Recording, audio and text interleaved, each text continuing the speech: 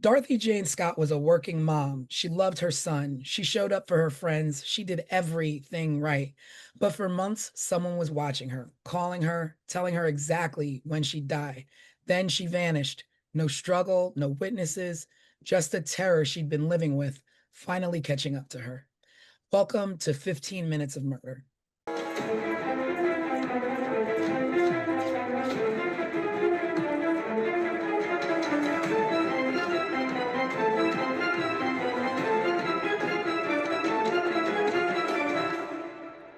Hello, everybody, and welcome to another edition of 15 Minutes of Murder, full podcast edition, where we break down last week's case file, which was the Dorothy Scott murder. It was all about a caller calling her, as you heard in the recap before we started.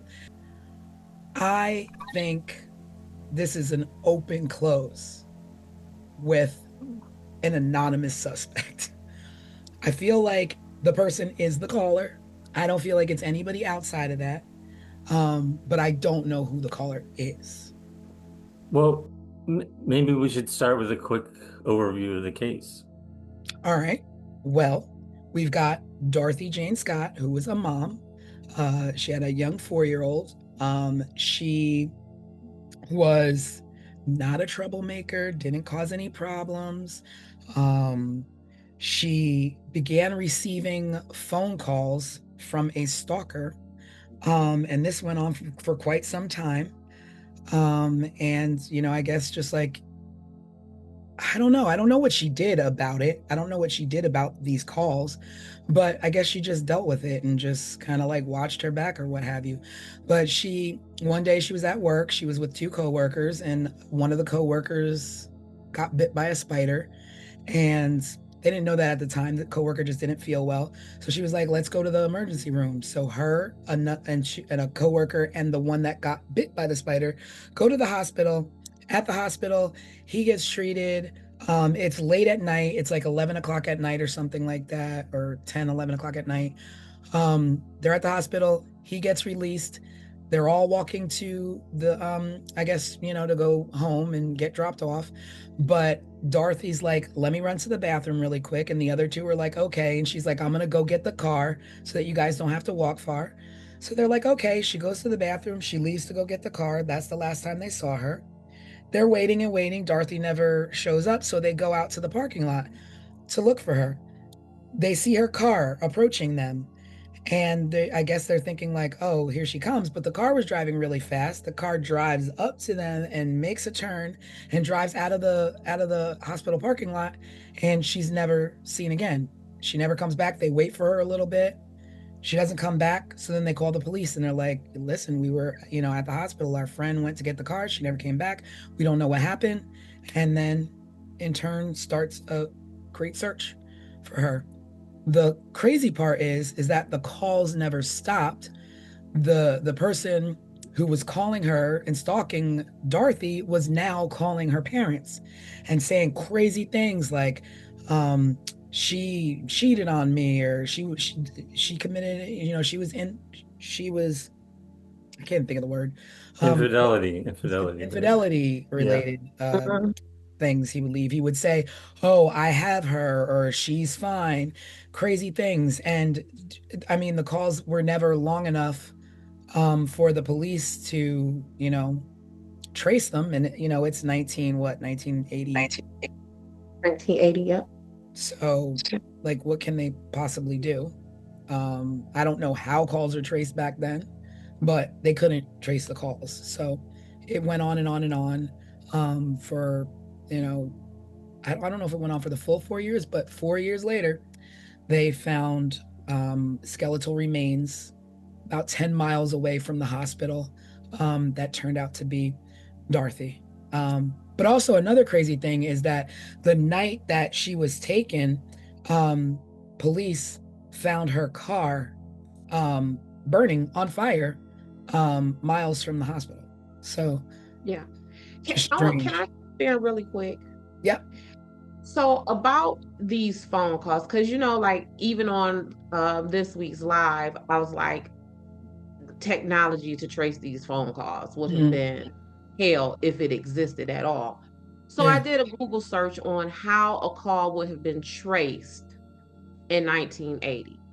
So it says in 1980, tracing was a manual, physical, and a slow task for telephone technology. The rapid automated tracing that we know today came later with digital systems. So back then, to trace a call, they had to follow the physical connection back from the receiving subscriber's phone. I don't even. I That's. don't even, absolutely. Like, what? Mm, hmm You always hear like in movies and stuff, they're like, make sure you keep them on the phone long Hmm. enough yeah. for us to be able to trace the call, right? But Yeah. what does that mean? Like how What does that long? mean? Yeah. Like you always, And yeah, we grew up learning like, oh, we got to tap the phones, but what does tap the phone what mean? does it? And even just reading this, I'm thinking. Remember, like in the movies where you see the people plugging it, Yeah. like the one movie with Angelina Jolie and her son was missing, and she was an Oh, operator, the and they chain just thing? and they yeah, and they just sit there and plug the thing. That is Yeah. what I'm thinking as I'm reading this. Like, how could that have been traced in 1980? So that was a tidbit of the information and I background don't of. know. And the beauty of back then, well, I don't want to sadly say the beauty of it, but is that we knew that. We knew there was no such thing. Like I can call somebody and get away with it. And Yeah, then, that's what we did as kids. slowly things, Yeah, I yeah. think in the late 80s or whatever, or early 90s, Mhm. it's like, oh, star 69 them, you can find out who Yep. called you. But, early 80s, that was not, Yeah, you because couldn't star we were 69 sending, anybody then. yeah, like we were sending pieces to people's houses and hello, is your refrigerator running? And hang up Yeah. like goofy stuff like that. And that Yeah. would have been in the later 80s. This was in 1980. Yeah. hmm So yeah, that would have been difficult. Um, Yeah. I y'all know me. I want to look at the whole picture Mhm. of the case. But let me first say this. So when I was growing up, there was a neighbor I had, and her name was Dorothy, and I love me some Dorothy. And so I started calling her Mama Di. I think everyone in the community started calling her Mama Di. And so as I was reading about Dorothy, she became my Di.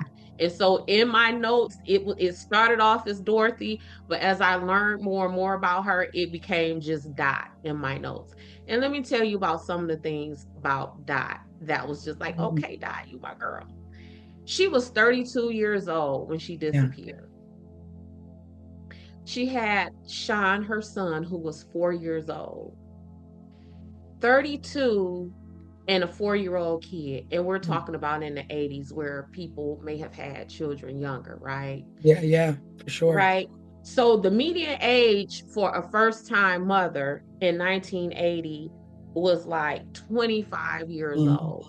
So that kind of tells, Yeah, you know what I'm saying? Aside from maybe any infertility issues that she may yeah. have struggled with, like just that, that delay in motherhood was like, okay, Doc, what were Oh, you she had a doing? plan. Yeah, you were doing some other things. And so she worked as a bookkeeper at the store where her and these co-workers worked at. Mhm. So that was where they worked. They worked at the store that her dad once owned. And her dad sold the stores to John Casello. We'll get more into him later, trust me. Oh, oh. And that's where what T? I'm thinking of the storefront, the John's storefront. Yeah. So the name of the it's like a joint store is Swingers, Psych Shop, and Custom John's Head Shop. I don't know what they sold, what they did. Yeah, I I was don't know. confused by that. I was like, I don't know what any of I that. don't know what that Well, mess is. a head shop is typically where you buy like bongs and any sort of like alternative cultural lifestyle stuff. Okay, Dot. See what I was talking Oh, about? That's where you buy like incense, like things to like smoke with, oh, like I pipes, glass didn't pipes. I didn't know And this those is legally existed California. though. Yeah. Oh, it's California. Mhm. It is California. Man. So also Dot toured with the all girls band. Really? Yep. Oh Yep. wow, Which that band was opens. it? Huh, that I just kicks the door open. that kicks the door. Any I don't caller. Yep, I don't know the name of the band. I don't even know if she was like a band member, like where she played instruments or whatever. I couldn't find that, but I found that she toured with the band, an all girls band. Oh Um, man. yep, yep. And then That's cool. also, yep, and that's going to tie in when we get to talking about these suspects too. So remember that she toured with the all girls band. Remember that. Another thing that I think may have played into this is by some accounts, Dorothy was possibly bisexual. And we know that oftentimes men react harshly to rejection from women. Mm. And in 1980, if you are a man and not only are you being rejected by a woman who may be interested in another man, are you now being rejected by a woman who have interests in other women? So this her touring with this girl band and her possible identity is bisexual. Hang on to all of that. Yep, T. Hang on to it. Hang on to it. So let's go. Well, I think I have a couple of like minor dum-dum questions. Was she receiving calls at home or was she also receiving these calls at work? Both. Oh, They Home were and home. both. Okay, okay. yeah. So Now this this that person, that already tells me that that is not a random rando mm, because mm-mm. it's not like you can just Google somebody. We had yellow pages, and in those yellow pages was 4,000 Tammy Smiths. So your shot of getting the right Tammy Smith, you knew this person Mhm. personally. No, for me, that's one of the reasons to this day why The Terminator is one of the most frightening movies I have ever seen. That man started going through those white pages. That's how he found Sarah Connor. Like he went through the phone. Y'all don't remember that? I I wasn't haven't seen him in a there. long time. Oh, when I tell you trauma, that is the most terrifying movie ever. The fact that he sat with that white pages and looked at the long list of Sarah Connors, and that is how he found Sarah Connor. Yeah, I mean, that was our method, though. That was our method. That was our only way to finding phone numbers, not even addresses. Mm-hmm. And all it was just right there. So yeah, that she was getting and Craig, again, y'all know me. If this woman is getting these calls at home and at work, what am I always talking about? Proximity. Ain't no, don't no stranger know that. Don't no stranger know where you are at home or at Yeah, work. yeah. And, Well, and one of and the then eventually the parent knew how to call the parents too. Yeah. And one of the callers called her while she was at home and was like, I got a present for you. Go outside to your car. And when she went outside to her car, there was a dead rose on the trunk of her Oh, car. right, right.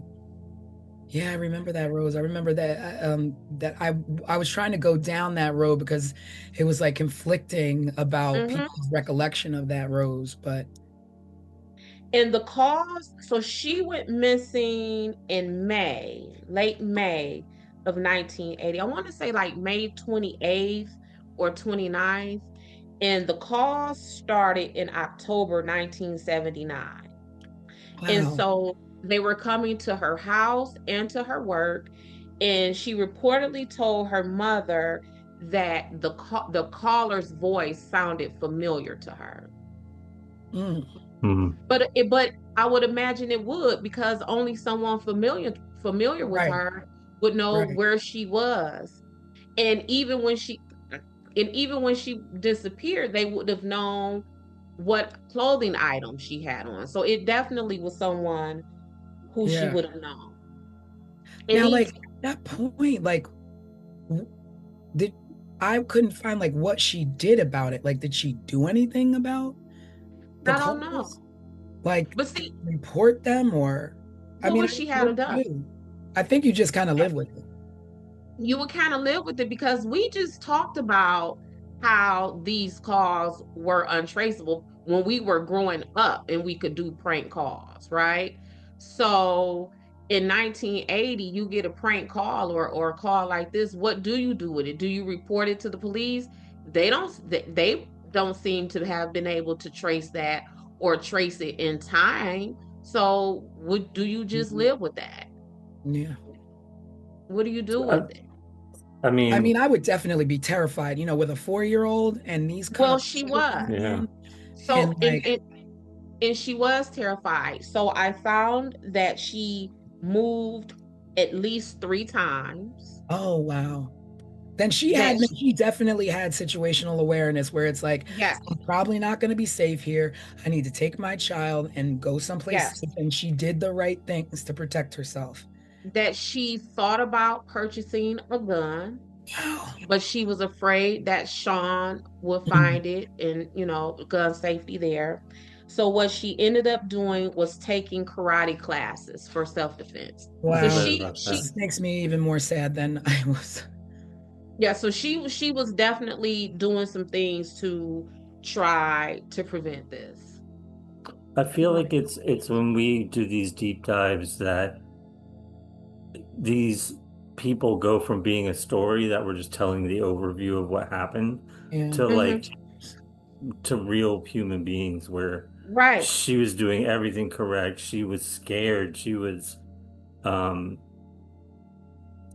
trying to protect herself and her child. Hmm. Yeah. That's more than you'll ever hear from Yeah. any other source, right? Yeah. Yeah.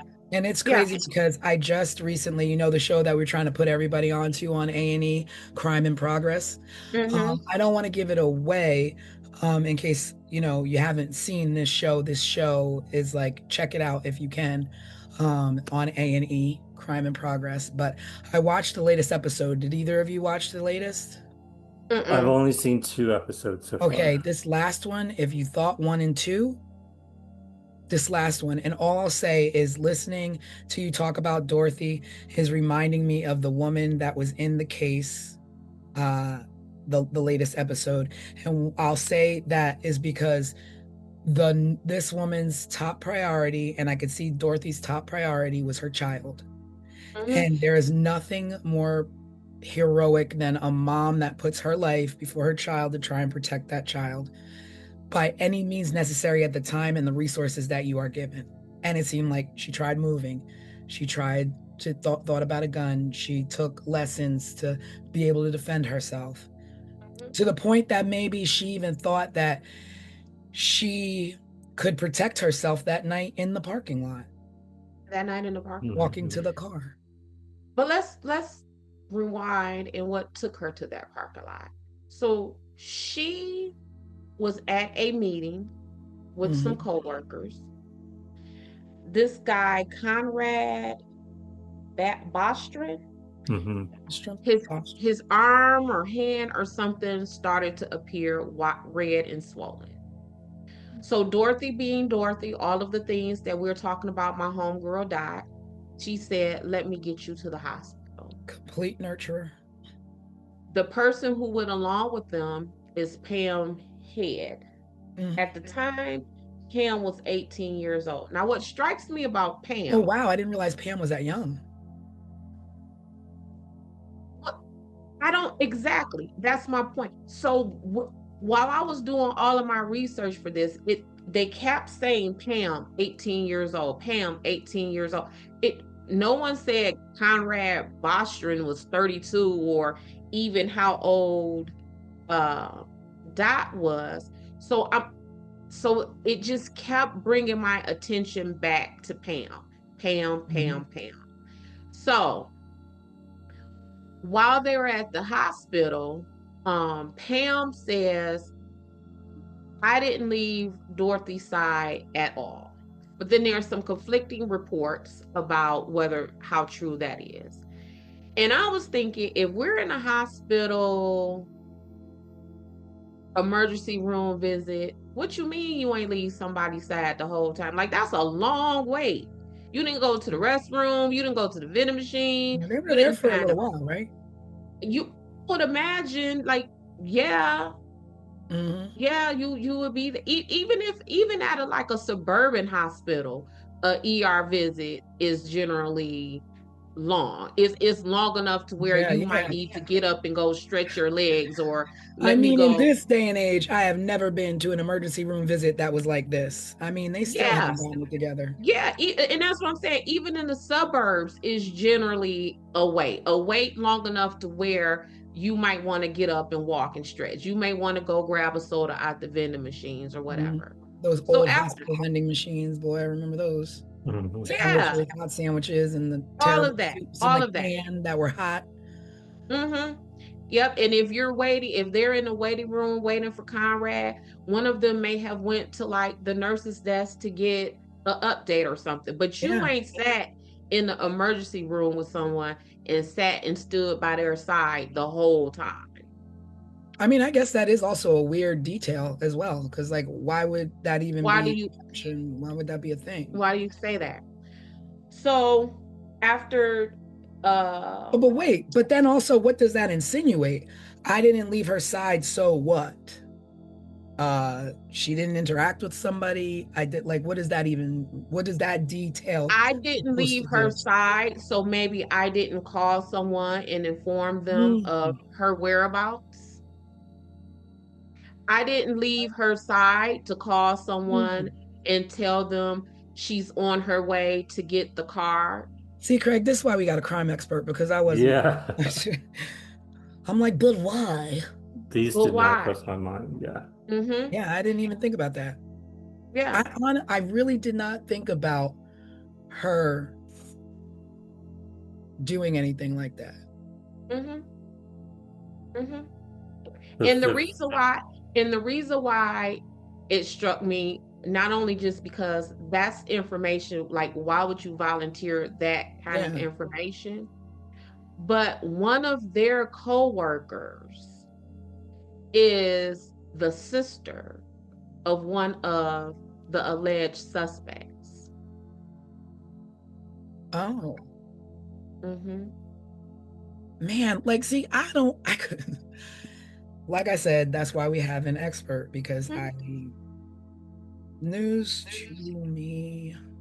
Yes. So then we have um so then they separate because again, Dorothy being, the nurturer, the caregiver, sounds like she's very considerate and conscientious Mhm. and all of those things. She says, "You guys go get the prescription That filled." too. That just says something about her right there. Like, you've had an ordeal. You just were seen by the hospital. Don't worry about it. I'm gonna go get the car. Still I'm being going a nurturer. I'm going to go and get the car and I'll bring it around. Wait a minute. Okay? As Pam, I would have even been like, no, I don't, it's late. Don't go by yourself. I'll come with you. Like, you shouldn't go by yourself. Like, I'm not like, Now pause. So there are some conflicting stories of whether baby Sean was with them at this meeting because what happened was they had to stop after they left the meeting right. going to the hospital. They stopped at Dorothy's parents' home. Hmm. So it's conflicting reports from Pam whether or not Sean was with them at the meeting and Dorothy went to her parents' house to drop Sean off. And then the other version of the story is they stopped at um, Dorothy's parents' house so she can see Sean because she had been at this meeting and she was going to be gone even longer because she was going to the hospital. So let's go back to this hospital. So as um Pam and what's his name? Conrad are waiting for Dorothy. It's taking her a while to come. They're Hmm. standing there waiting. So when they finally see her car comes barreling towards them, headlights blaring, and just takes off. Mm-hmm. They wait almost 2 hours. Well, now I thought they said that I read that the reason that they waited was because they thought maybe an emergency happened with the son and she just flew home real quick. But we don't have a text, we don't have texting there and be like, yo, I got a problem. I got to run home really quick. But still, Um, why not just stop real quick and tell them that? right, right, right. Or if you thought that, why not call her Call parents? home. Yeah. And I'm gonna tell you why.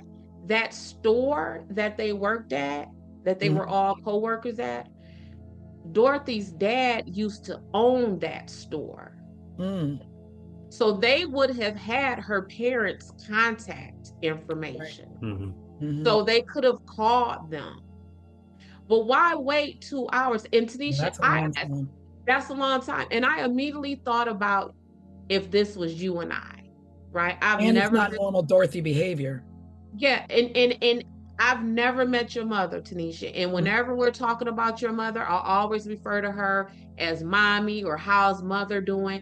And I Mhm. do that because I know your relationship with her. Yeah. There is no way in HE double hockey sticks that Yeah. you finna come up barreling past me in your car and I'm gonna Mhm. wait 2 hours before I Yeah. call your mama. And I know and we just left your parents, like your relationship with your parents and your Yeah. family is that tight that we just left their house Hmm. for you to visit them. Yeah. And what I do know is easy to do back then because we weren't that archaic is to call yourself a taxi Call yourself a taxi. and go right back to the last address you were at to make sure she's okay.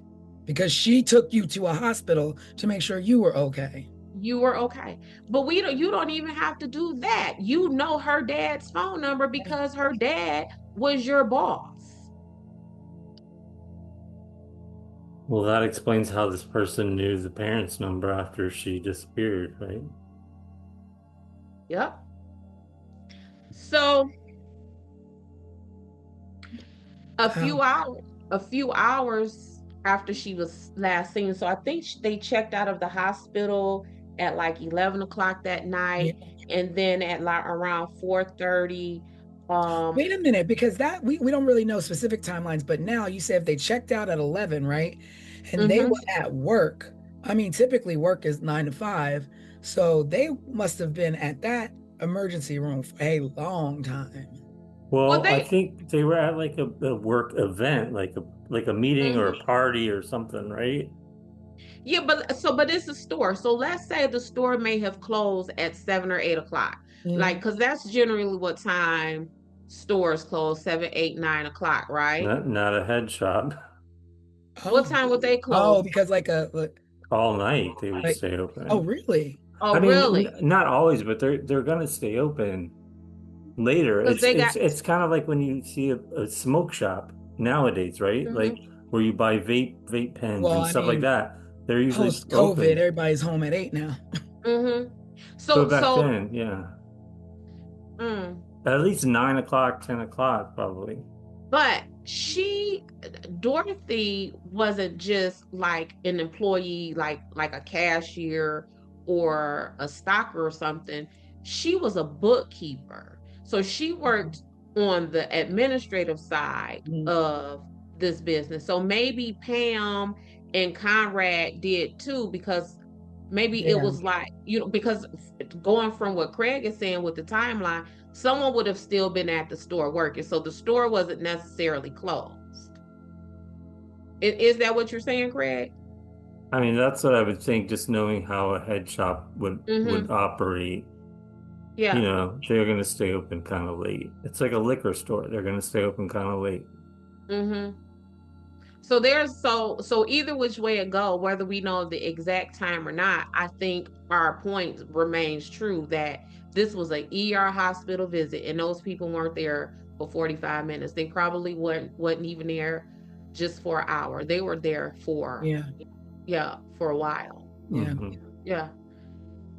So they checked out around 11 o'clock, and then at 4:30 in the morning that Mm. next day, uh, a a resident called 911 and reported smoke coming out of a nearby alley.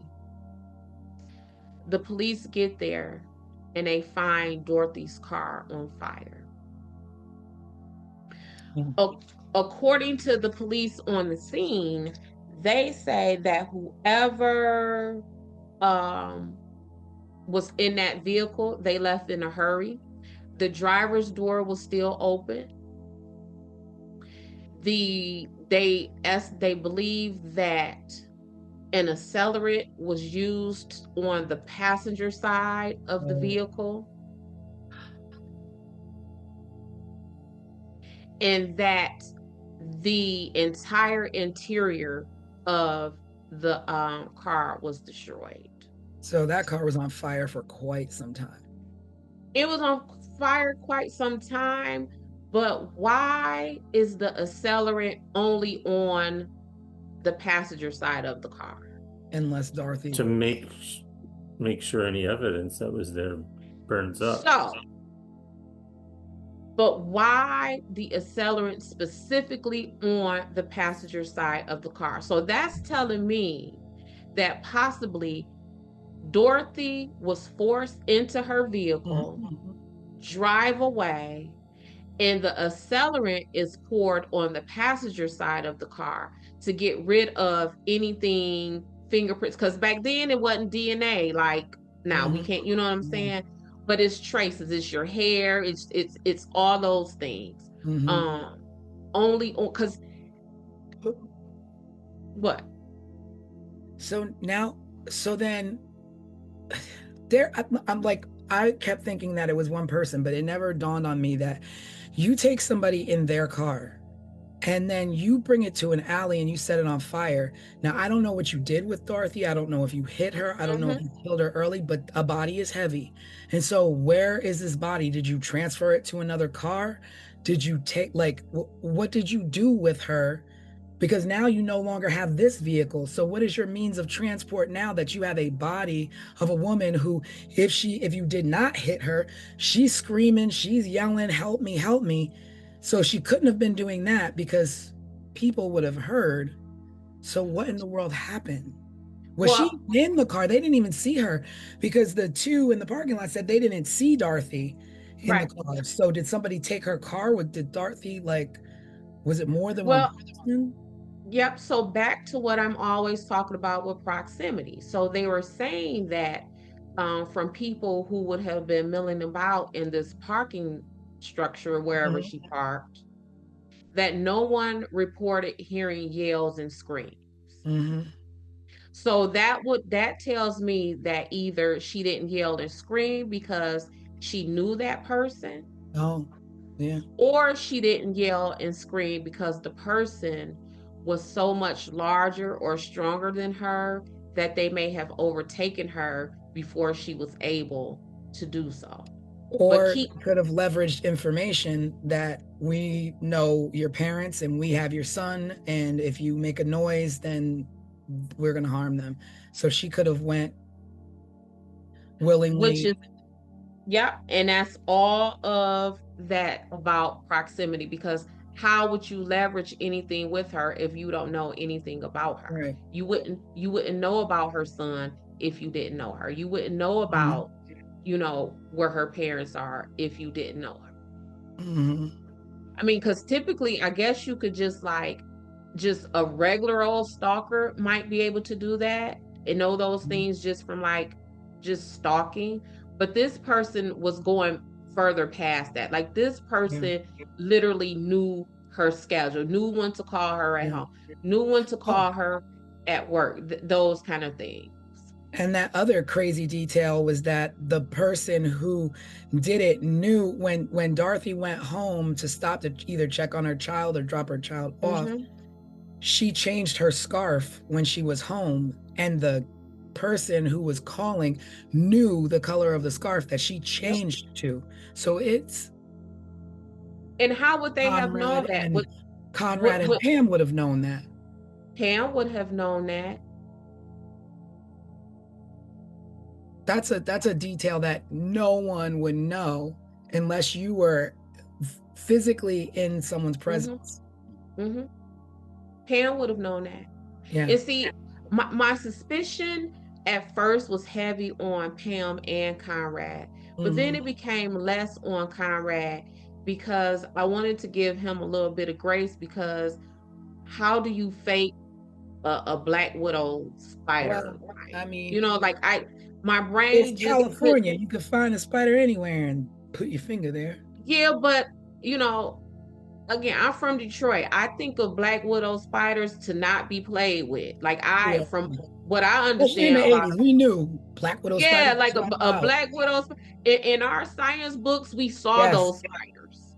We Yes. saw them with the red hourglass. We were Hmm. taught Yes. how to identify a Yeah. black widow spider. 70s and 80s babies knew. Girl, Don't we play was with hip black. to the Not like game. we had them all in our backyards, but for some reason that was a universal American fear was of black widow A spiders. black widow spider. Baby, we knew. Wasn't the Spider Man? Did he That and get bit? diamondbacks. Like don't mess with the snakes and the spiders. That's what Baby, we we did growing knew. up. Growing up, we knew what a black widow spider was. We knew what a rattlesnake Yep. looked like. We knew all of that. Yep. Yeah. So in my That's strange mind, now I that I was. think about it. What'd you say? That's strange now I think about it because maybe the only people who need to really worry about that is on the West. Absolutely, and that's what I'm Here saying. we are in Jersey, like, oh, if you come across a black Yeah, widow. like I don't recall from those fourth grade science books them telling me that black widow spiders are in Detroit, but I knew black widow spiders ain't to be played with, and you Yes, would why would you fake a black widow? right. So That's you true. would put That's it on true. your arm and be like, "Ooh, bite me, spider," so I can Yeah, go get Dorothy. Like that just don't make sense. yeah. Hmm. That's a That lot. yeah. So That's a reach. yeah, I think that's a far reach. But Pam, on the other hand, she knew what color that scarf was. Yep. She knew that. She knew when she would have been when Dorothy would have been leaving out. Hmm. So Dorothy was eventually found August 6th, 1984. But let's go back some before we even get to where she was found. So her family decided to keep this quiet because y'all know I love that.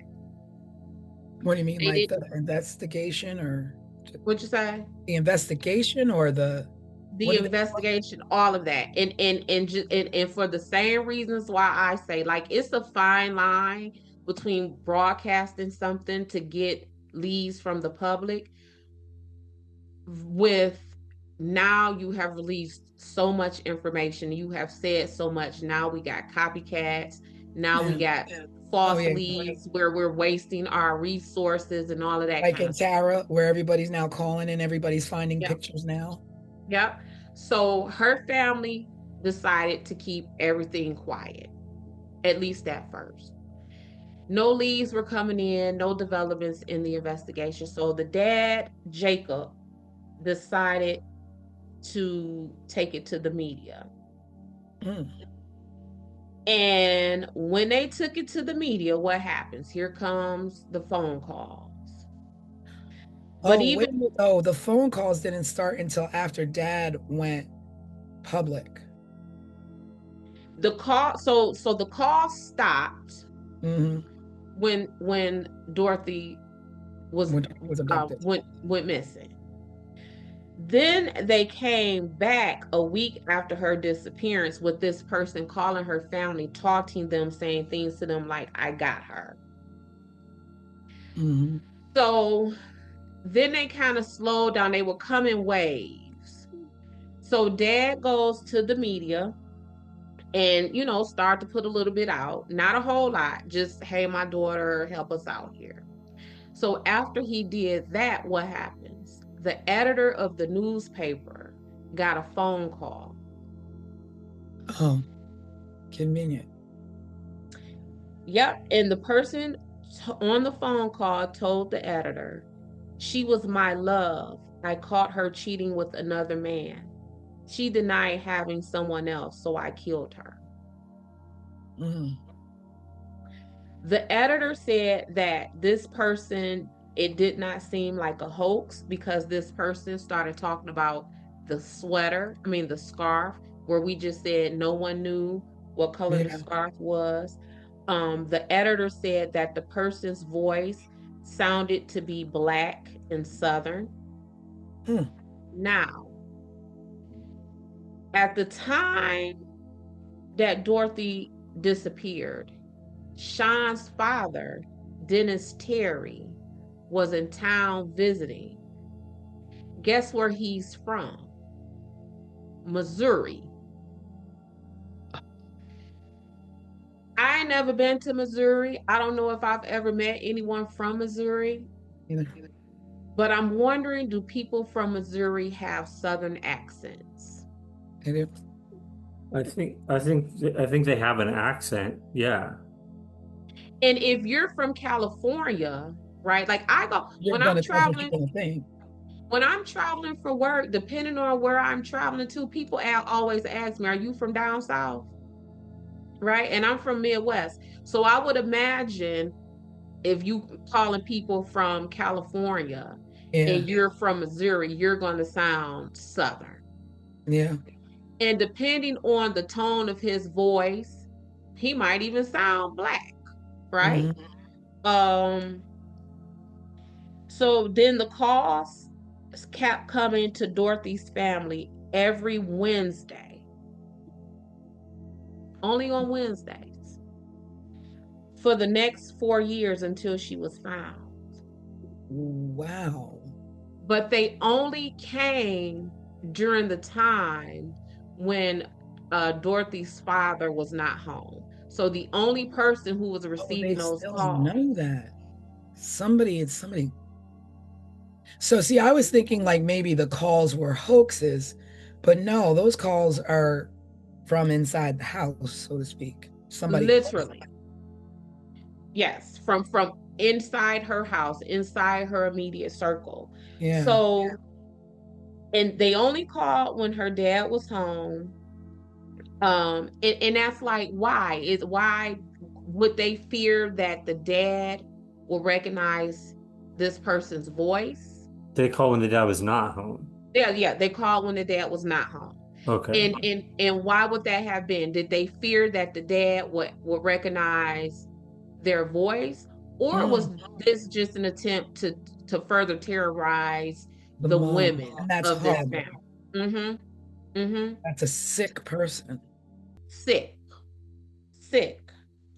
And when Dorothy was found, the first call that came to their family after she was found was something like, um, "Is Dorothy home?" You know she not home Yeah. because But you got her. You yeah. did this to her, and you call us to ask us, "Is our baby home?" I can't That's imagine like laughing in mom their for four face. years. Laughing in their face, taunting them, like, mm-hmm. And again, let's talk about the time, right? So yes, the calls are coming in on Wednesdays, but do you not answer your phone on Wednesdays? You don't know what's on the other end of that phone. Yeah. Because by now maybe Sean is in school. Are they calling from school to tell you that Sean is sick and you need to come get him? Or it could just be any kind of emergency. Do you not answer the phone? I'd be scared to even send Sean to school. Yeah. I was just thinking, that's what I was thinking. I was like, Right. you harm the mom, so then what is the intention, the point? And obviously it was not the son. Like Mm-hmm. the child was not a factor in this because I mean all you did was punk out and keep calling her parents or Yeah, parent. her parent. Hmm. So back to when Dorothy was found. So she went missing in May 1980. Her skeletal remains were found in August of 1984 by a construction crew Mhm. preparing to do what, y'all? Lay telephone lines. Wow, the irony. I didn't know that. I did not know. Yeah, I just assumed it was, Yeah. a strip mall. Clearing property to build something. Wow. Now, the land that she was found on was owned by someone. No, It was owned by the man who now owns the store.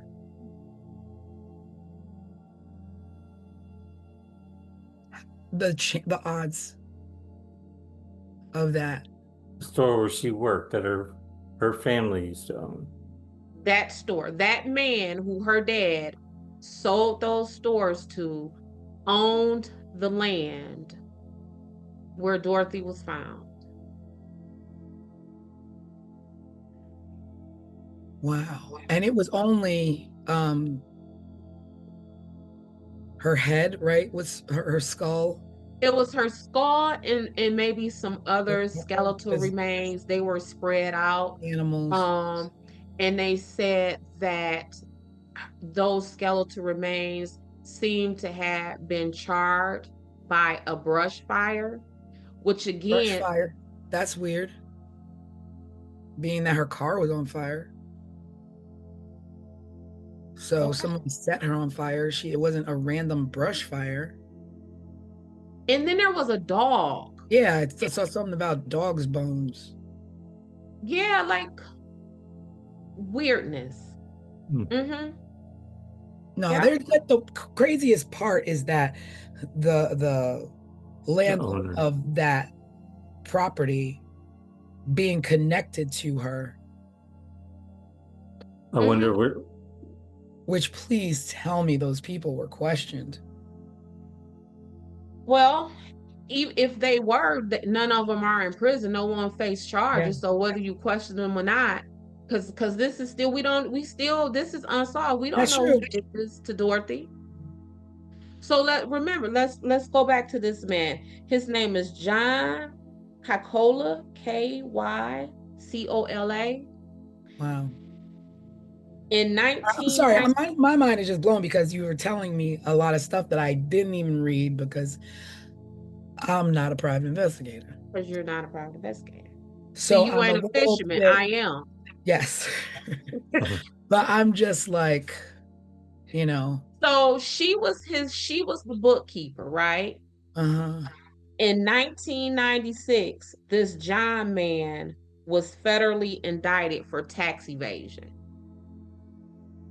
So my question is, the man who owned the store, owned the land that Dorothy's skeletal remains was found on, Hmm.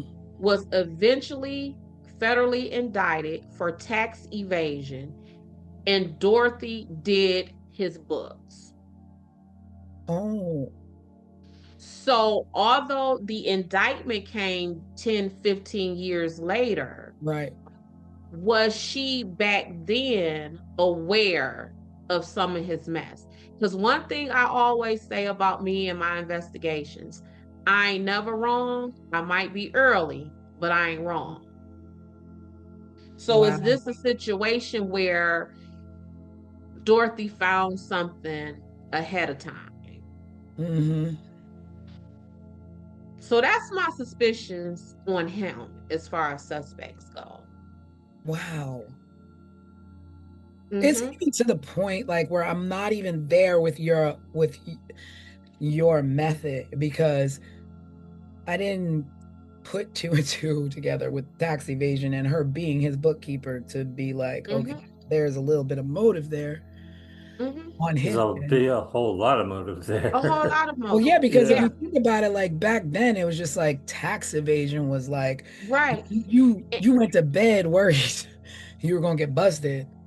And if this man, if she is his bookkeeper, and this man purchased the store from her dad, is she undercovering or finding out some things that may be in dispute? Maybe her dad got shorted. Maybe her Oh, dad got the wrong end of a deal with this man in the purchase and selling of this store? Mhm. Is that why this person couldn't call the house, because the dad would have recognized the Mm. phone number? I mean, the Mm. voice. Hmm. Yeah. They also had Dennis Terry, who is Sean's dad, as a suspect. Mm. Because, like I said, he was in town visiting the day that, like that week. And by all accounts, he and Dorothy got into a heated exchange because he wanted custody of Sean. So he left, and you know, we true crime people. I'm an Yeah. investigator. We know that child custody mess is something. So much so, Sunshine Investigations, I try very hard not to insert myself in family court stuff, because that Mm. is a level of desperation, talking Right. about taking people's kids from Yeah. them, that you don't want no parts of that. Yeah. You don't want no parts of that. It could um put you in danger, I would imagine, right? yeah, that's the day. And even it's a whole lot of attorneys who leave family court in family law for that reason right there. Like, put it like this: criminal defense world is a safer world than family law world. Yeah. When you involve a child, it's, you know, And a child, people's assets, people's mm, lively, like, yes, you coming for me for child support. I want the mm. house, you want the house. Like, family law is a dangerous law. I will say Um, again, when it comes to your safety in the streets and in the world, situational mhm. awareness, but when it comes to choosing your significant other and it comes to starting families, make sure that you are making the right decisions for yourself and your well-being. And your well-being. Always the well-being of the children. Because when things turn into this kind of stuff, this is Mhm. not what we were intended to do, and this is not what a child should have to grow up living with their mom gone at the hands of either you, a husband, an ex-husband. There's so much going on currently today, in the news with an ex-husband who murdered his wife and or his ex-wife and her current husband. So it's just a sensitive spot for me at this Yeah, particular moment. yeah. Family is something else. Like, that's Keep your that's hands and your weapons to yourself, people. yes, yeah. So Dennis Terry, Sean's dad, was eliminated as a suspect. And their reasons for eliminating him as a suspect are all the reasons that make me think he is a suspect. So what he was able to provide, listen, receipts for his bus ride back to Missouri. He said that Wait, he can was you on. rewind? Can you go back and start Yeah, that I over? think you froze there for a You froze second. for a second. Start, Was start, start, start with the reasons they didn't see him as Gotcha. a suspect. Yep. Okay. So Dennis Terry, who was Sean's dad, was a suspect. And he was eventually eliminated as a suspect. And the reason that they eliminated him as a suspect is all of the reason why I think he is a suspect.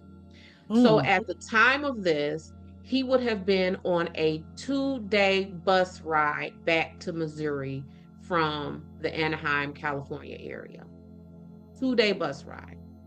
He was able to present all of the receipts for everywhere he went, the stops that he made, to say, this is where I was on my bus trip.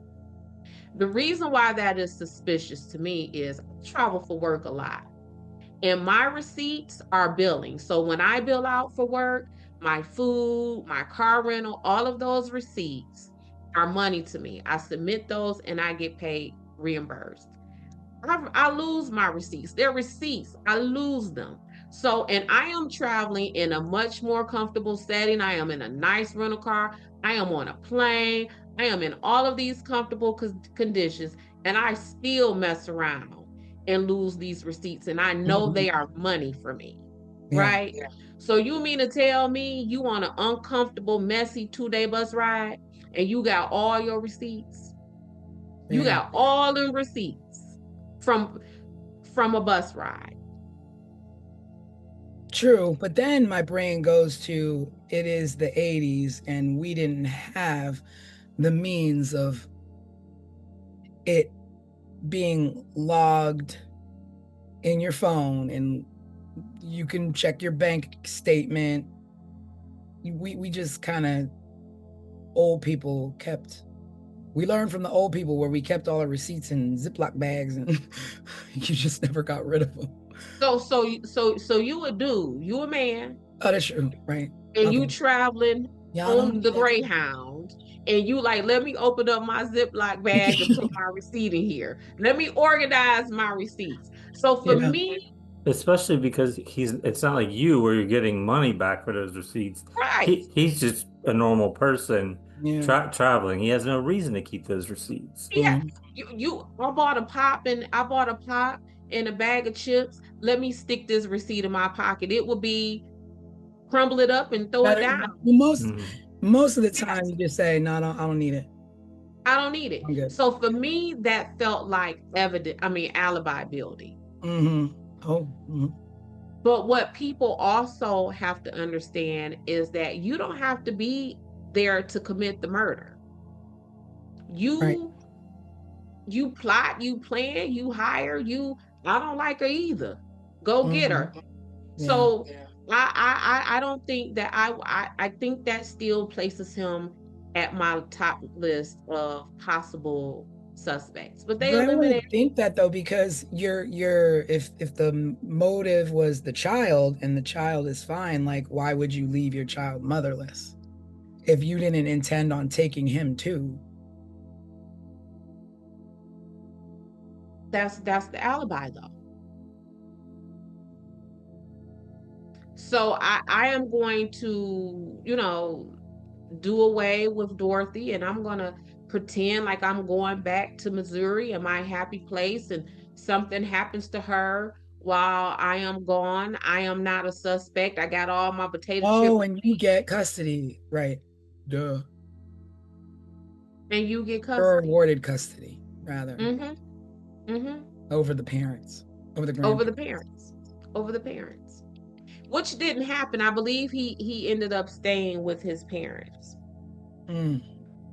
This is his The next, grandparents. yeah, with her parents, yes. Yeah, which would have been her grandparents. The next suspect who they had listed is named Mike Butler.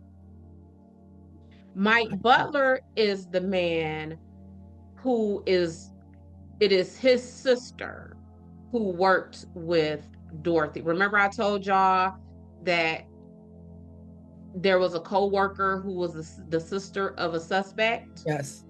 That suspect is Mike Butler.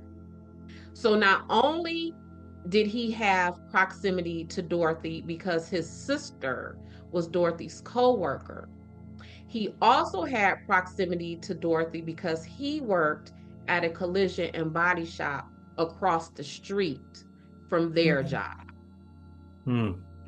So he would have had access, like just putting eyes on her. He just would have been able to see her coming and going. What are you thinking, T? I was just like, I mean, yeah, you work across the street, you can watch, you can follow. There's no real like Mm-hmm. thoughts of like, oh, there's somebody across the street following me, or There's someone the across work, the oh, street. any worker across the street. Mm-hmm. No, because you work with his sister, so it's like, oh, it's Yeah, and it's normal. Susie's brother across the street. Across the street. And if it is a head shop, what we know it is now, thanks to Craig, I had no idea. And Yeah. he works at a collision shop. He's probably in that store a lot to purchase whatever it Mhm. is because back then you a mechanic, you got your cigarettes in Distance. your You know what I'm Mhm. saying? Yeah. So I think he would have been in and out of that store Yeah. to make purchases. Yo, But this, I'm gonna look up the definition of a headshot play all talk. but here's what blew me out of the water about him. So he was known to have a crush on Dorothy. That would make sense. He, this crush on Dorothy was so delusional Oh, come on. that he told the investigators that he wanted to marry Dorothy. Oof. Oh, come on. Did Dorothy know this? I would imagine not, and not to that level. Yeah. And if she did, wow. Yeah. And I mean, It's creepy. if that's what she wanted, like a man in her life as a father figure to her son, and she's Mm-hmm, friends with Pam, it wouldn't be odd that maybe he would ask her on a date, or maybe he would tell Pam, like, I really, your coworker, I'm interested in your coworker, but not on the sneak tip to where you don't know Or that you that want to somebody feels like marry that them. about you, because she would have been thought like, there's a guy who has a crush on me, maybe it's him. mm-hmm. But wait, this. So y'all know I love me an obituary. Oh yeah, yeah. The names Okay. connected to obituaries. This man, his name is Mike Butler. Mike Butler died in 2014. I am going to read to you some of the things that his family wrote in his obituary. And you tell me if they just describe the profile of a suspect that fits everything we just talked about. He might show up at your doorstep wanting to fix your toilet leak or that annoying noise your whatchamacallit is making. He just gonna show up at your house. He just gonna show up at your house. That's that's a weird Weird. sentiment. If you met Mike Butler, you undoubtedly recognize he was just that sort of person. So if you met him, you would think that he was a creep that would just show up at your house. Because they sensed his good old fashioned desire to be wherever you might need him. He readily shared his zeal for his beliefs. He was a deeply religious man. So he's a creep who will show up at your house. He was deeply religious and he had this ridiculous crush on a woman who may have identified herself as bisexual. Which don't fit with the religious part of things. Mm. But also, to be fair, maybe the person who wrote that obituary is a really bad writer because Well, there's that more. it's Well, you don't have okay, to be a okay. bad writer to describe somebody weird. There's more. So remember when we were talking about how she would have been overtaken, there Uh-huh. may not have been enough time for her to yell and scream for help.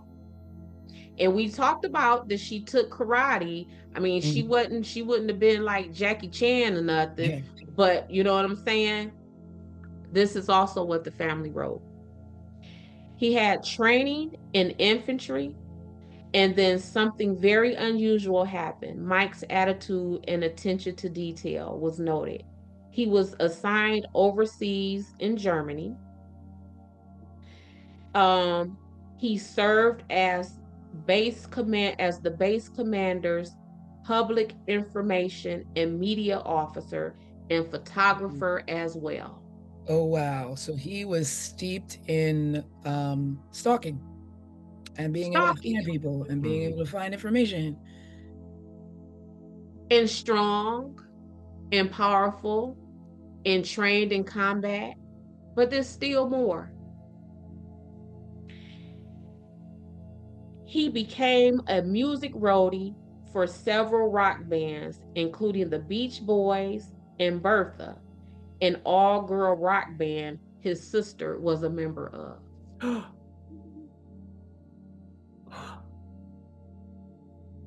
Wow. This is This is his our obituary. Wow.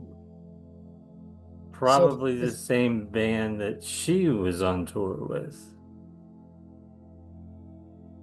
so that yeah, that I mean the fastest way to get yourself a crush on a person is the girl in the band. We like the boys in the band, but there's the They fellas. have groupies too.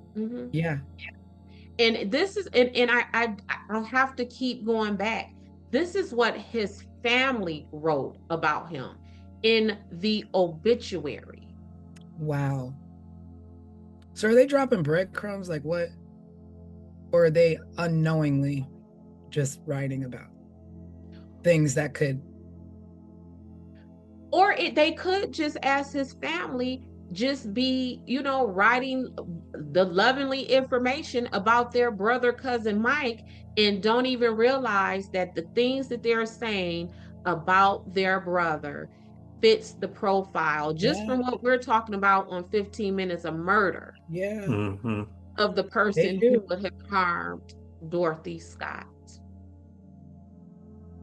Here Any we idea are, if what, he was 40 ever years? questioned? What'd you say, Craig? I was going to say, here we are 40 years later, quickly connecting the dots that nobody else seems to have connected. Mm-hmm. But he Yeah. wasn't questioned? I don't know, Tanisha. And like I said with the other ones, even if he was, what did they do with Obviously, it? it didn't, nothing came Because about it. yeah, he died in 2014, where they left this lovely, glowing online obituary about him. Like this was online. I didn't have to Google, like go into a deep dive. It was online. I'm starting to think now, he worked at a collision shop. Look, And so would he had a placed Dorothy's remains on this man's property to then take the heat off of himself, to draw suspicion somewhere else. or would he place her body at that property because it was familiar? And I think more of that because you would be giving him a lot of credit yeah, to use his brain that much to But that's what piece his brain, together. tracing. right, but that's what his brain was used for. These Oh, people right. just said He was that he was military. trained in over in Germany, working communications and photography, and he was in the infantry and all of those things. I guess he could have pieced it together. Mm-hmm.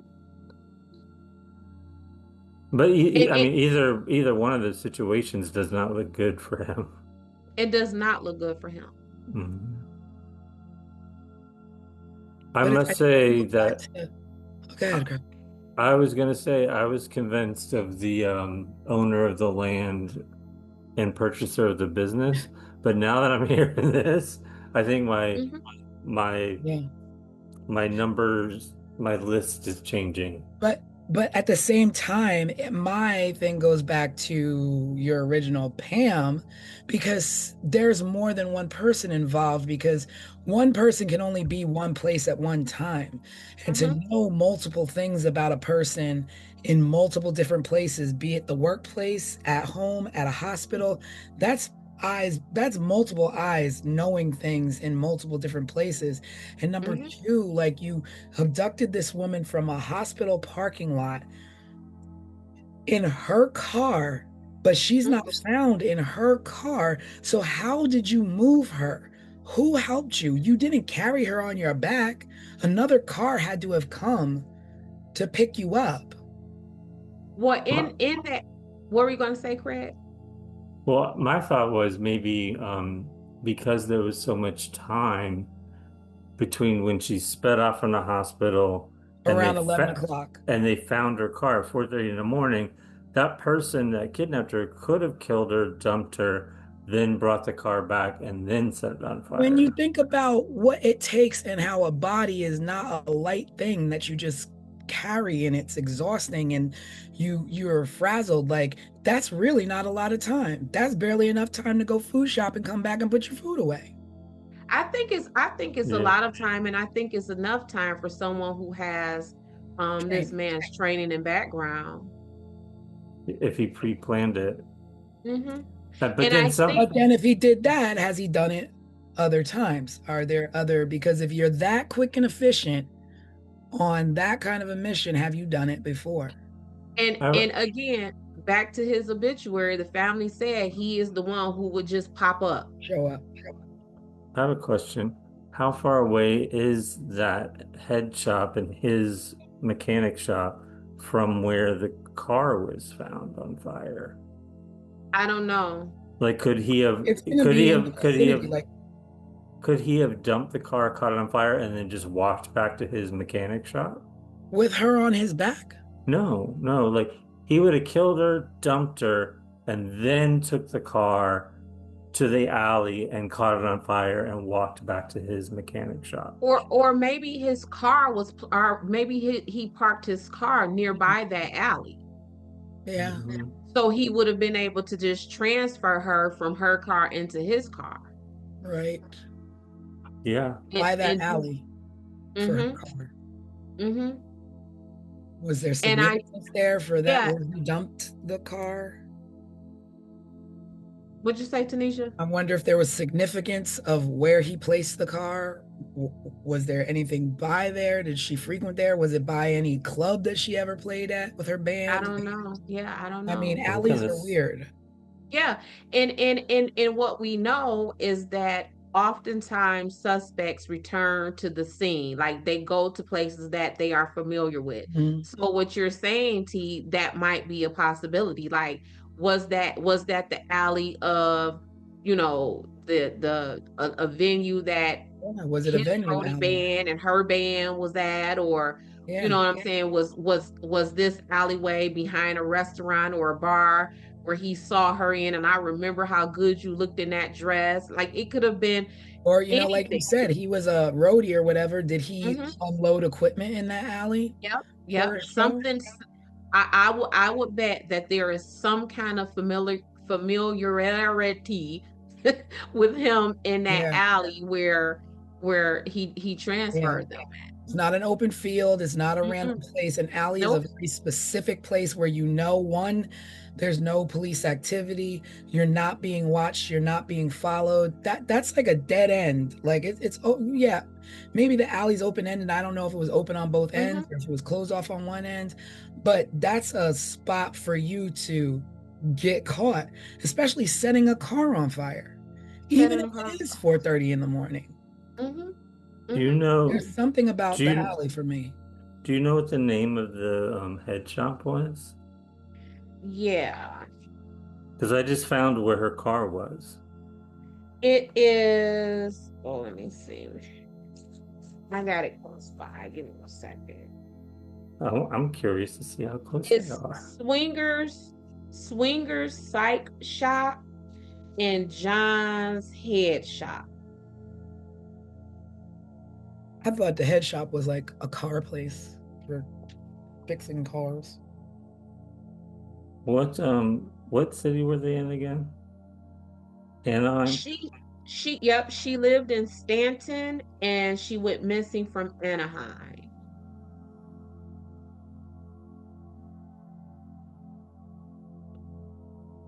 Um, okay. Found it. Oh yeah, so it's Swingers Psych Shop and Custom John's Head Shop. By that way, a head shop is defined as a store that sells drug paraphernalia. That's that's all it says. And I don't think it s- needs to say more than that. We get it. Yeah, no, I mean, we get it. That's very Everything needs clear to to say. me. That's Yeah. very clear to me. so where her car was found in the head shop, it's 12, they're 12 miles apart. Hmm. So it's not walking distance. No. So remember when we were just talking about like, I don't know if we're digging at stereotypes, but how someone who worked at the collision shop or something may have like Mhm. their cigarettes tucked in Yeah. their t-shirt pocket or I mean, something, it's the 80s. Everybody was smoking. right? Even kids. Mhm. Um, at her parking spot when the cops went to begin investigation, they found a pack of cigarettes in her where her car was, and she did not smoke. Come on. There, Mechanic, no mechanic. fingerprints? If you think See, about, that's the thing with this. See, so when this is the thing. So when I get to talking about police and what the police didn't do, this is the mess that I am talking about, y'all.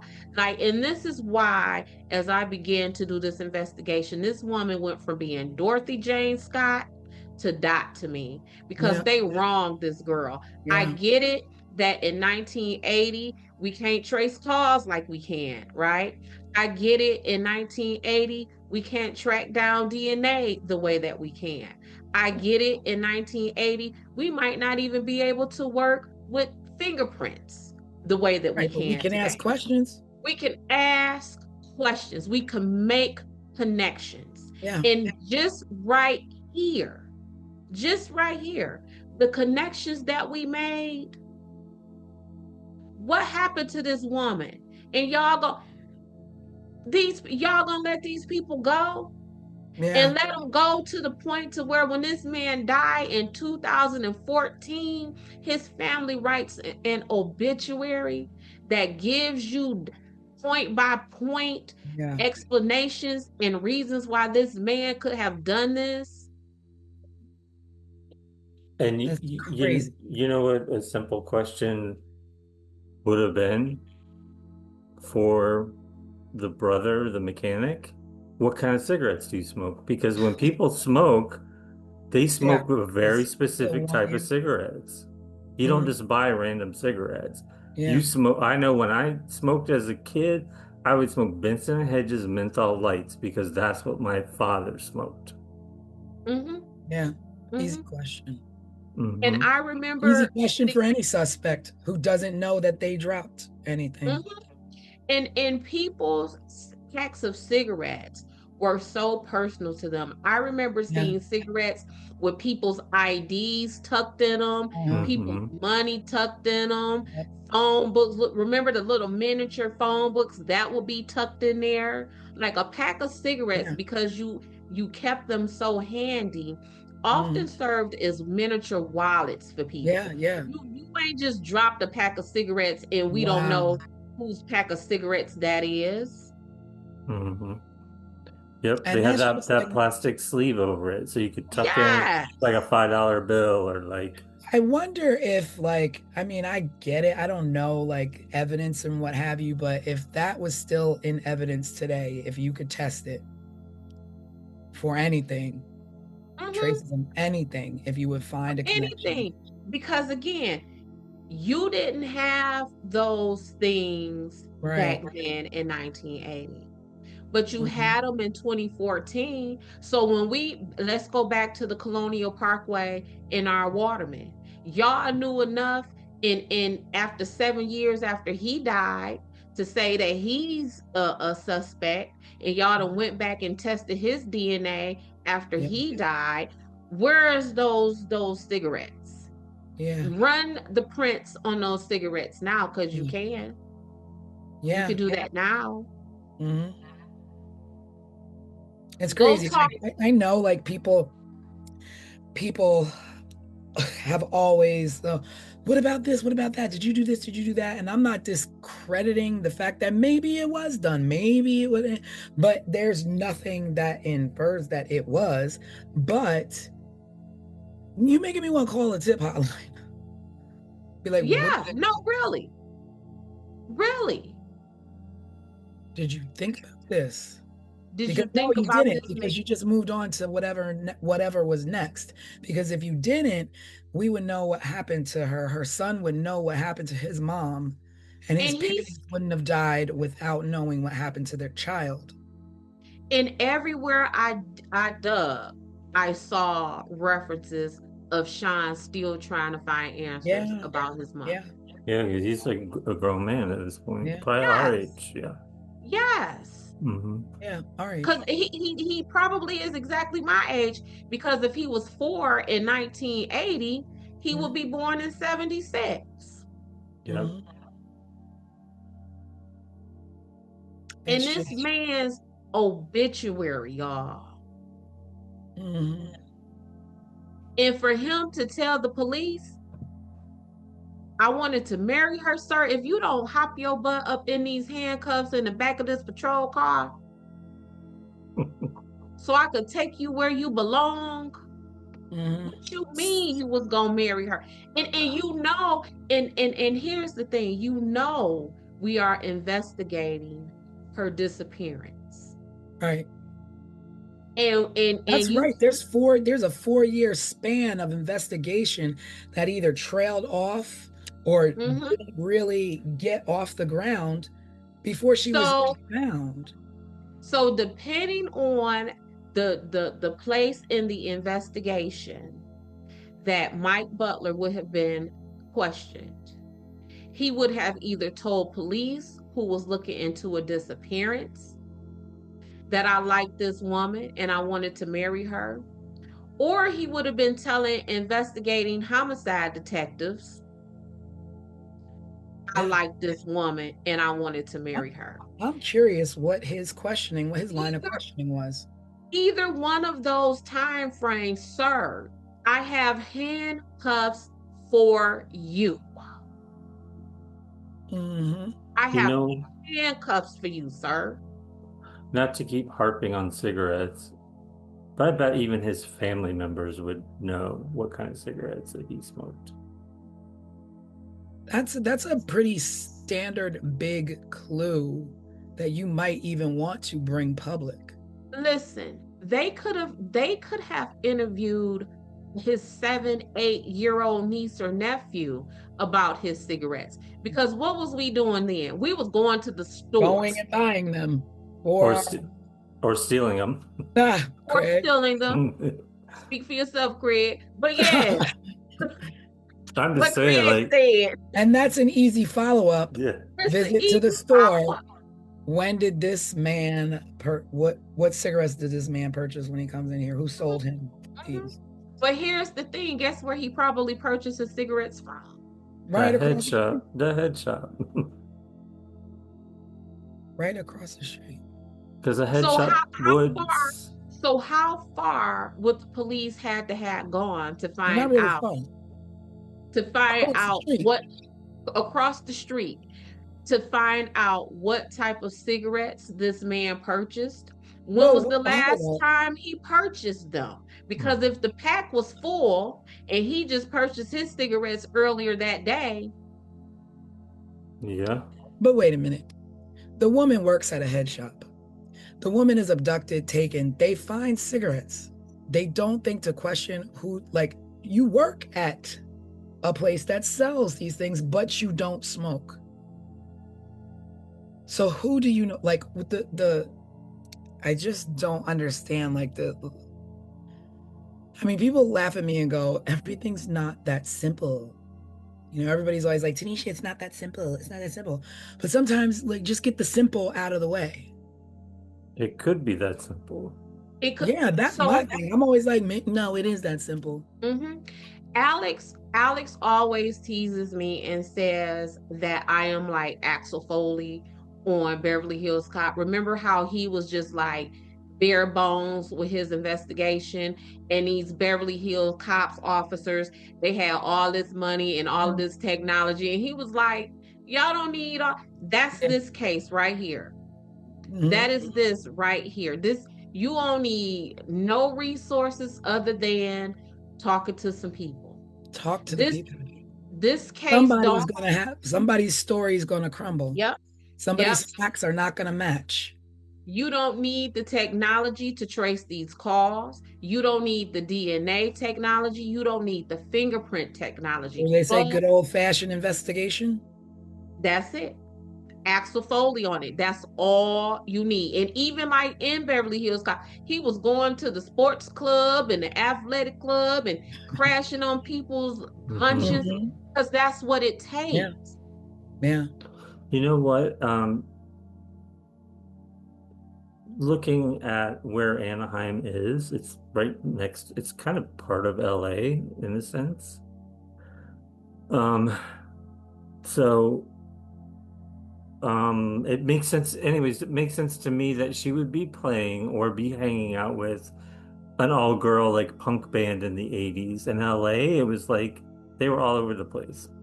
I Mhm. wonder if we I'm can just find thinking any about I'm just like, thinking about how cool she was. I didn't realize yeah. they lived this close to Yeah. LA and like Yeah, that's what I'm Yeah. saying. This she easily went from Dorothy Jane Scott to my homegirl died as I mhm. began to look Mhm. into this. Yeah. Man. I kept for some reason I kept imagining they were like living in a small town like in Northern California somewhere. But they're like kind of smack to the like east of like Los Angeles Mhm. kind of. No, and that's what I mentioned that on our live that I remember always hearing about Anaheim when we were younger. So I kind of had an idea that it was like not, you know, out in the boondocks or whatever. I had no idea that it was as close to LA as you just pointed out. Mhm. But yeah, this ain't a place where, you know, we slow and lagging behind times. No, this was a hip, vibrant community. And Dorothy was a part of it. And by all accounts, she would be what we consider today as unproblematic. She wasn't no bitter baby mama. She wasn't keeping up no mess. Everything about Dorothy said that Dorothy wanted to go to work, come home, and be with her baby. And that's it. And be with her baby enough to where en route to take these folks to the hospital, which would have been the last time she was seen alive, that she had enough wherewithal to go and spend time with her family. For whatever reason, she was going to spend time with her family. She was going to spend time with her family. Like, this is Dorothy. That is who she was. And they left that woman to be found in a field Yeah. with nothing left than charred skeletal remains next to a dog. It's Well, just this case is like blown my mind tonight. yeah, this one definitely. It uh, seemed so like kind of simple when we got started into mhm. this and turned into That's the thing is something. that when you take just the basic facts and then you do the deep dive like Des did, you find out so much more and then you talk about it. Mhm. Mhm. I can't wait to see what some viewers Yeah. chime My in heart goes with. out to her son. Yeah. My heart goes out to Sean, definitely. Um, and I pray he finds answers. And here's the thing about Sean. So I am sitting here and I am telling you how, as I was investigating um Dorothy, I became in love with her and she became my homegirl Dot. And these are memories and information that I have drudged up about this lady who was a complete stranger to me from the internet. Hmm. Imagine what her son, Yeah. who probably didn't have memories of his mother. So as Not he is many. reading these things, oh wow, my mom was this, my mom was in a Yeah. band, or when he's hearing the stories of his mother from his family. So because I just know these things from the internet. Yeah. like he would be Yeah, hearing yeah. stories from her friends and family members. The depth of his mom, because being 4 years old when your mom was Right. brutally taken from you, you've got to have some really fond memories that aren't exactly your own, but being told to you secondhand because they Hmm. was robbed from you. Yeah. And all he has to grasp onto are those memories. And to think like, oh, I this is my mom. My mom was this, and I didn't even get to know this Yeah. about my And mother. not even firsthand memories, Yeah, memories this is told to you, and mm-hmm, maybe mm-hmm, the photos that you have up until she was right. taken. And Mm-hmm. yeah, I can't imagine. Yep. Dorothy I mean, I Jane think Scott. the consensus is that 1980s were not a good time for solving unfortunate murders. And so many people in that decade are just, I mean, so many of us, the Gen X generation, have no answers for the terribly criminal things that happened. And it was a different world then. It was a different time. I mean, these things still happen, but you know, we got drones, we got all these, different things that, in a second you can barely get down the block committing crimes these days. Like it takes about a week, a month before, we find out the result of, there's no such thing as real kind of unsolved crimes at the volume that it was in the eight. Well, yeah, and the unfortunate thing in everything you just said is absolutely correct. But even with what you're saying is being correct, at this rate, I believe just nationwide, about maybe half of murders still go unsolved. But that's a case of the bottom line. That's all Mm-hmm. this. Because if Mm-hmm. you Yep. have this, Yep. then it's solved. If you Mm-hmm. don't have this, then you can wait. Mm-hmm.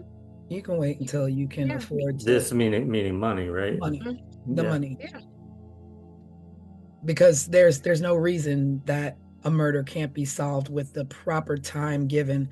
But when there's no money to be paid and there's no, you know, the fact that you have to pay certain amount of pennies on a dollar for a page I mean, of a yeah, criminal of investigation for your own family right. member is insane. Right. And some families are actually, resorting to contacting investigation agencies. Like there are investigation agencies that just do this, like Hmm. solve Yeah. work on unsolved open cases, right? Hmm. Um and yeah, is families shouldn't have to do that. I shouldn't, because the truth of the matter is our tax money is already paying that. So now I got to pay some more money to hire Hmm. an investigator to Yeah. pay y'all to do the work that I'm Hmm. already paying you to do. Yeah. So I'm paying out of my pocket 2 or 3 times, and I'm paying out of my soul Hmm. because my loved one is gone and y'all ain't telling me nothing. Yeah. Y'all ain't telling me nothing. And you got cigarettes, you got coworkers. Hmm. Mm. My brain is just trying to think of more things that could have been done. Yeah, I feel like every time we get to this point in our deep dives, like as we're wrapping things up, my only thought is like we could talk about this for Yeah. another hour and a half next week. We could go do more research and come back with even Yeah. more, you know? Mm-hmm. Yeah. And I mean, at this point, like I would even love to know the more in-depth things that were done from what Sean would know, that was done, because I'm pretty sure you don't let this go. You don't let Mm-mm. things go until, we saw Tara Calico's parents till the day they died, till the day they died, still wondering, and not giving up. And you just don't give up till you get answers. And unfortunately, too many people pass away before they get those. Right. Just like Dorothy's parents. Just like Dorothy's parents. Just like just like Sean's mom. Mm-hmm. This this was this was Sean's mom. This is to the people in the media. This is Dorothy Jane Scott. Yeah. To Desiree, this is Yeah.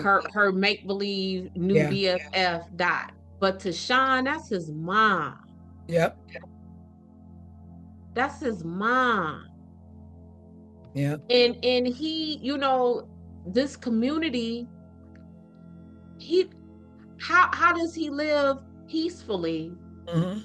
amongst these people, whether he was 7-year-old Sean Right. or 40-year-old Sean, when you don't know who took your mama away Yeah. from you?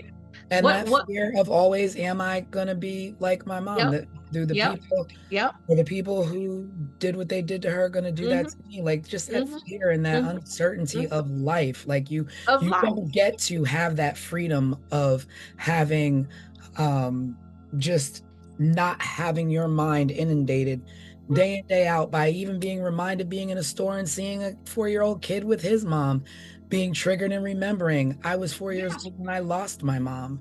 Like everything is just your whole life is now this. Now this and your own father was questioned in your mother's Yeah. disappearance. Hmm. What if anything has that done with his relationship with his father? Yeah. That's where we're at the end of another case, with no answers, nothing solved, but at least we did get to kind of go down that rabbit hole, pick apart some theories, look at some suspects. I don't know. What do you guys at home think? Do you think it was the crush? Do you think it was her ex or the father of her child? Like, was it someone else? Was Pam involved? Did Conrad have anything to do with it? Um, we don't know. We don't know. Yeah. But we Yeah. talked about it. And so we extend this moment to you all watching this to bring your theories. What do you think? What are your thoughts? Who are the suspects that you think? Is it somebody that we didn't mention? Is there a theory that we didn't talk about? Are there clues out there that we didn't mention? We What do open you it up know to that you we don't guys. know? Yeah. What else is What do out? you think we got right? What do you think we got wrong? Yeah. There was so many jaw-dropping moments in this case Yeah. tonight. Yeah. Mhm. So, with that, we're going to close it. We're going to say thank you for joining us. Thank you for watching. We just, our hearts and thoughts and prayers go out to Sean and hoping that he finds the answers that he needs. With his mom, Dorothy was an amazing woman, and what we do know is that she loved her son. Um, Yes. and that's the only thing at this point that we can actually smile about, in remembering her, is that she lived her life, she loved life, she loved her son, Mhm. and Mhm. her goal was protecting him. And unfortunately, someone removed her from this life way too early. Way too soon. Yes, so be sure to drop any comments or questions below. Check us out at 15minutesofmurder.com to see the overview for this case if you haven't watched it, and also to catch up on cases in the past that maybe you haven't seen yet. Yeah. And we will be going live Wednesday night, this Wednesday, with Wednesday Night Live. Join us then when we just catch up, just check in. Nothing's planned. We just pop in, talk about the current events and what's going on, and we will see you then. Yes, see you next time. Bye. Bye, everyone. Subscribe, share, and remember, someone is always waiting for answers. This was 15 Minutes of Murder.